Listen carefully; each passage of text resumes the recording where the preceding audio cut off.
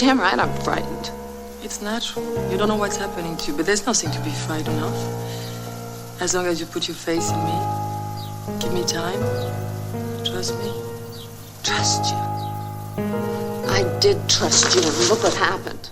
After our two previous episodes, which occurred on what you could call bookending the Nosferatu Dracula axis, we are now moving on to explore different types of vampire movies. Our next two episodes, The Hunger and The Lost Boys, take place in a decade, the 1980s, where relatively few vampire movies were made. For whatever reason, the 1970s marked a huge increase in vampire movies, including remakes of both the Universal and Christopher Lee Draculas, the Herzog remake of Nosferatu, and Cronenberg's Rabid. However, in the 1980s, it seemed like people had enough of vampires for a little while. Although that would change in the 1990s with Bram Stoker's Dracula. For now, it seems like the excess of vampire films had drained the interest from the public. Tonight, we look at the 1983 British erotic horror film, The Hunger. This film was Tony Scott's directorial debut, before he permanently moved from the UK to Hollywood.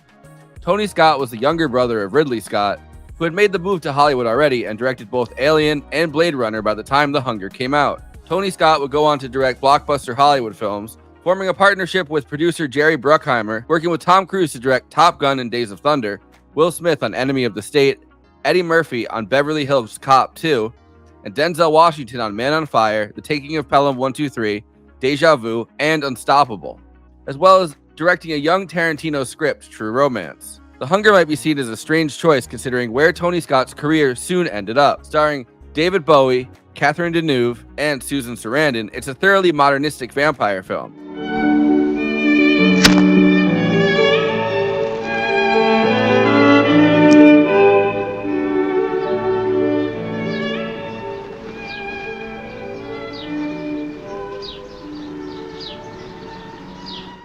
Catherine Deneuve's Miriam, a vampire who has been on Earth feeding on her victims since ancient Egypt, and her lover and companion John, who has been with her since 18th century France, live together in a Manhattan townhouse, which functions for them like the castles of Dracula.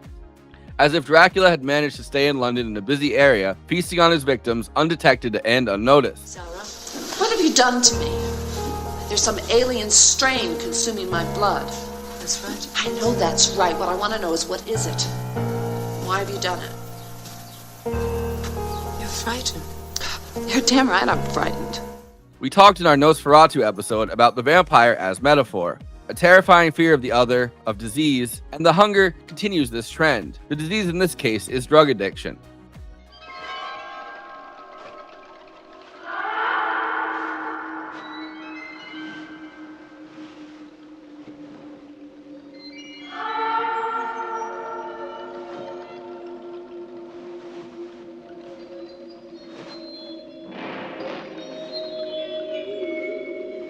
The vampires need to feed or they start becoming sick.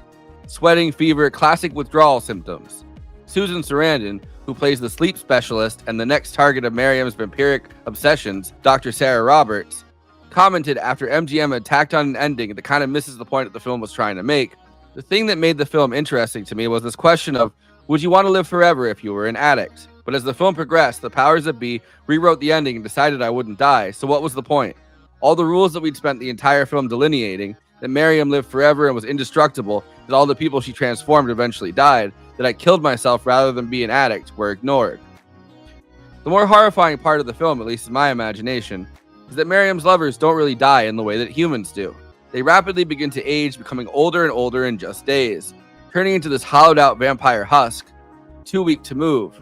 They must then be put away. Miriam puts her lovers in coffins, and they continue to be able to hear, see, and are conscious for eternity. The screenplay was based on the book The Hunger, which came out in 1981 by Whitley Schreiber. Miriam in the novel is actually a different species, a vampire, whereas her lovers are a hybrid of human and vampire, who actually can be murdered, but Miriam can't bear to murder them, so she locks them in steel boxes for eternity. This stage of aging, the complete physical collapse, bears a resemblance to the strung out / burnout nature of drug addicts, who have gone on too long ravaging their bodies. Dr. Sarah Roberts is studying aging and sleep, trying to prolong human life, an age-old obsession in a new scientific cultural form that we continue to see right now as the wealthy are obsessed with biohacking and even young blood transfusions. The Hunger is shot in an extremely creative, artistic, and expressionistic way. Critics at the time saw it as stylish to a fault, a fact that affected Tony Scott deeply, even as he claims he never read the reviews again.